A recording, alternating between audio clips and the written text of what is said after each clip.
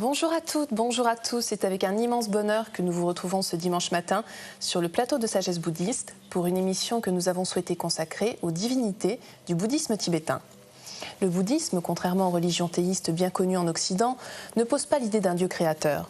L'expression de ces divinités nous oblige donc souvent à nous reporter aux notions profondes de la philosophie bouddhiste en les considérant entre autres à la fois sur le plan relatif et absolu. Alors de quoi s'agit-il plus précisément? Quels sont les différents principes de méditation des divinités? Qu'en est-il de l'initiation? De quelle qualité ces divinités sont-elles d'expression? Nous retrouvons pour en parler notre invité, Lama Chökyi. Lama Chökyi, bonjour. Bonjour. Vous avez commencé votre pratique du bouddhisme en 1976, lorsque vous avez rencontré Kalo Rinpoché. Vous avez ensuite entamé une retraite de 3 ans où vous avez rencontré votre maître, Bokar Rinpoché, et depuis, donc, vous partagez votre temps entre votre activité d'interprète et d'éditeur. Merci beaucoup d'être avec nous aujourd'hui.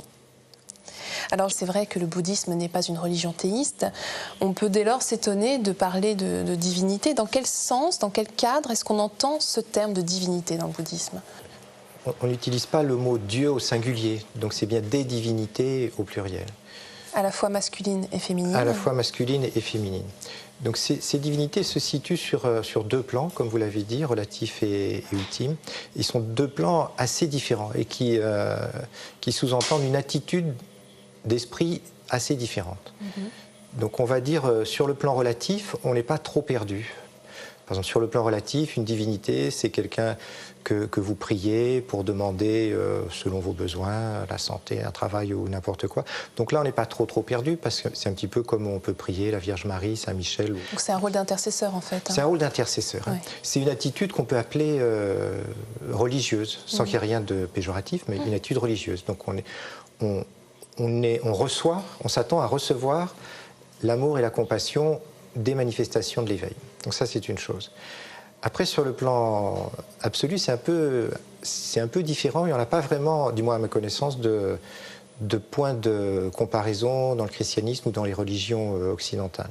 Donc là, c'est une attitude qu'on pourrait appeler spirituelle, et c'est différent dans la mesure où, sur le plan relatif, vous êtes extérieur à la divinité. Sur le plan absolu, vous vous assimilez à la divinité. Donc votre but n'est plus de recevoir la bénédiction de l'éveil.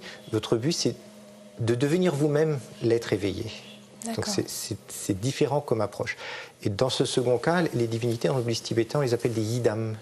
Yidam, c'est-à-dire ces divinités qu'on utilise en méditation, auxquelles on s'assimile pour que se révèle notre nature éveillée. Mais alors justement, plus précisément, Lama Chökyi, quels sont les principes de méditation de ces divinités? Est-ce qu'il y en a des différents?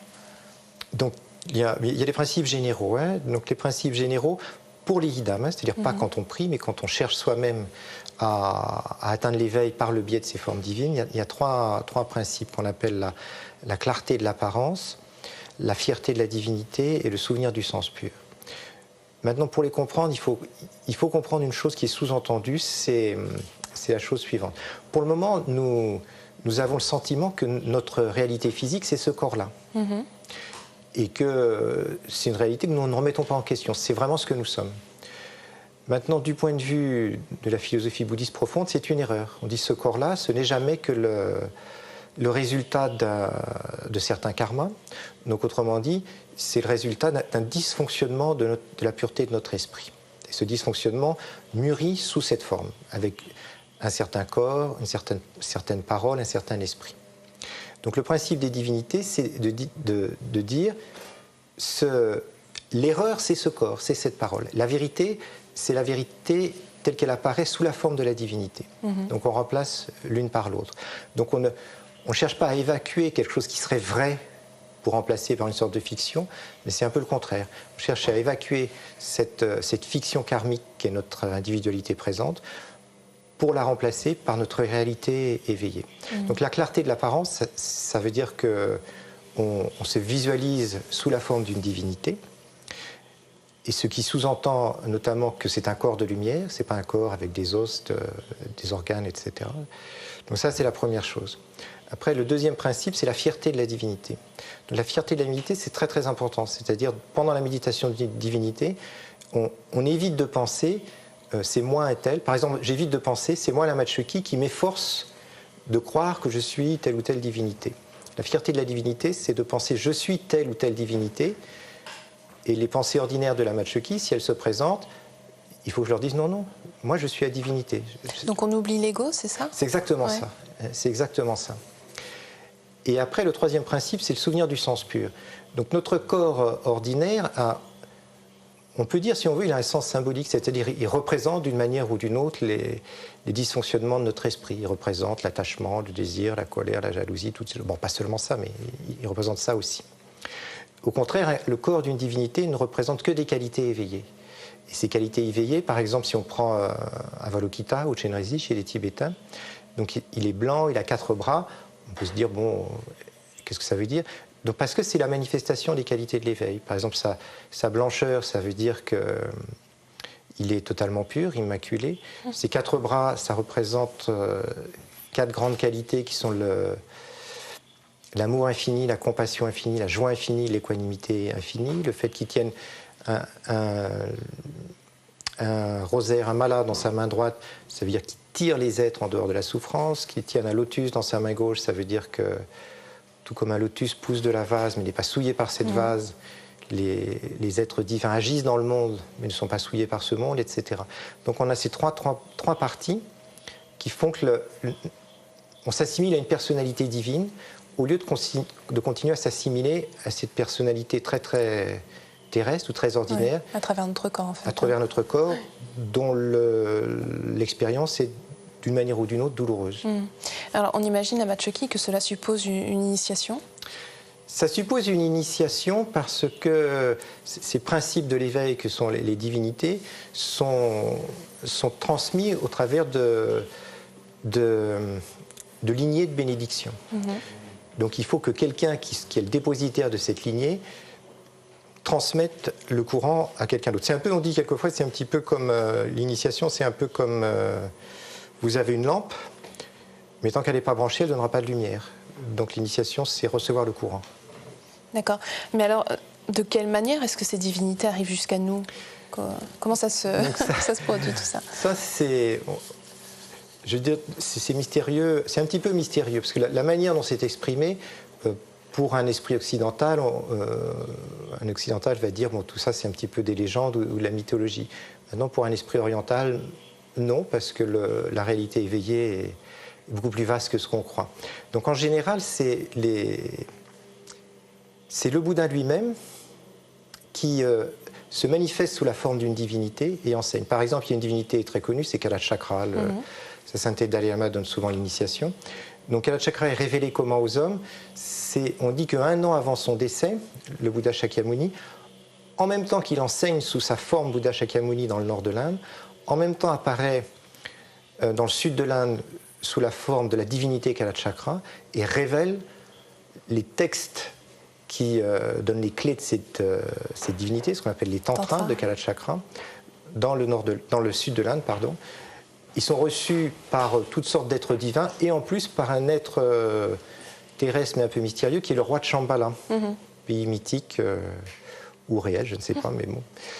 Et du coup, ces tantras, après, ont été transmises au Tibet par le biais de Shambhala. La Matcheki, alors, est-ce que vous pourriez nous donner un exemple d'histoire mythologique d'une divinité? Je crois qu'il y en a un certain nombre. Les divinités existent sur le plan absolu, sur le plan relatif, elles s'inscrivent dans l'histoire d'une manière un peu mythologique. Donc, par exemple, une histoire assez connue, c'est l'histoire de Manjushri. Donc, Manjushri, c'est la divinité qui représente la connaissance. Donc, on dit qu'il serait né d'un rayon du front du Bouddha Shakyamuni, qui serait venu frapper un arbre en Chine. L'arbre a éclaté et Manjushri est apparu comme un merveilleux jeune homme assis sur un lotus, tenant une épée, etc. Et c'est un lieu qui est resté un lieu de pèlerinage. Ça existe toujours en Chine. C'est ce qu'on appelle la montagne aux 5 pics, où il y a encore beaucoup de pèlerins chinois qui y vont, et les Tibétains y vont aussi. Donc ça, c'est l'apparition mythologique de Manjushri. D'accord. Et je crois que donc, pour bien appréhender cette question des divinités, il faut aussi qu'on parle des 3 corps. Est-ce que vous pouvez nous résumer rapidement à quoi ils correspondent, ces 3 corps? Donc les 3 corps, ça s'appelle les 3 corps de l'éveil. Il y a le corps absolu, le corps de gloire, le corps d'émanation.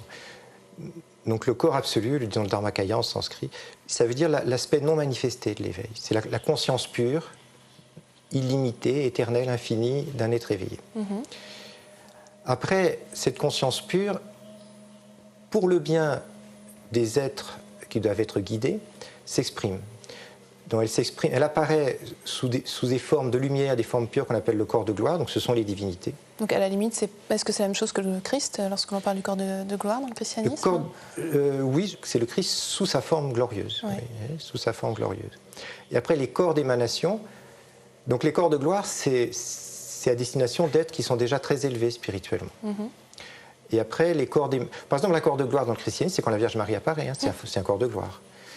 Et après, le corps d'émanation, c'est pour les êtres comme nous, c'est-à-dire l'éveil apparaît sous une forme humaine, ou pas forcément humaine, hein, ça peut être aussi animal, etc. Mais disons, avec laquelle il est beaucoup plus facile de communiquer.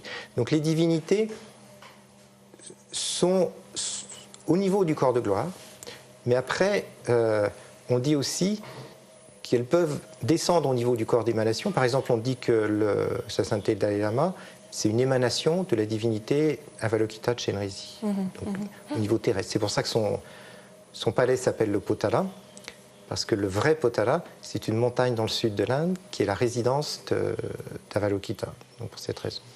Et on parle aussi de temps à autre du corps d'essence. Qu'est-ce que c'est, un autre corps, un quatrième corps ou pas du tout? Non, le corps d'essence même, c'est juste une notion qu'on ajoute pour souligner que les 3 premiers corps ne sont pas séparés.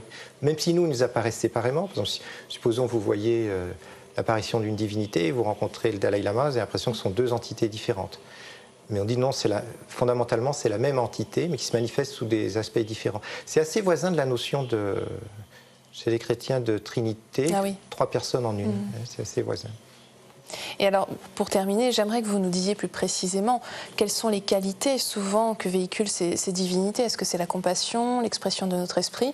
Et d'ailleurs, si vous avez quelques exemples à nous donner. Ouais. Donc il y a deux sortes. Il y a les divinités au sens religieux, au sens relatif, souvent véhiculent une qualité particulière. Donc par exemple... on pourrait prendre Tara et la compassion.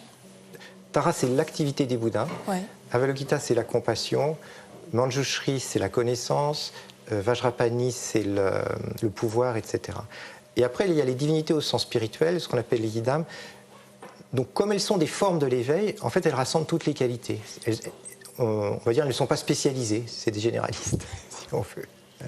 Et alors, juste une dernière petite question. Quelles sont pour vous les divinités les plus importantes dans le bouddhisme tibétain? C'est pareil, il faut toujours revenir sur les 2 plans. Donc sur le plan relatif, très certainement les 2 divinités les plus importantes, c'est Avalokita, Chenrezig et Tara, pour lesquelles tous les Tibétains ont une immense dévotion.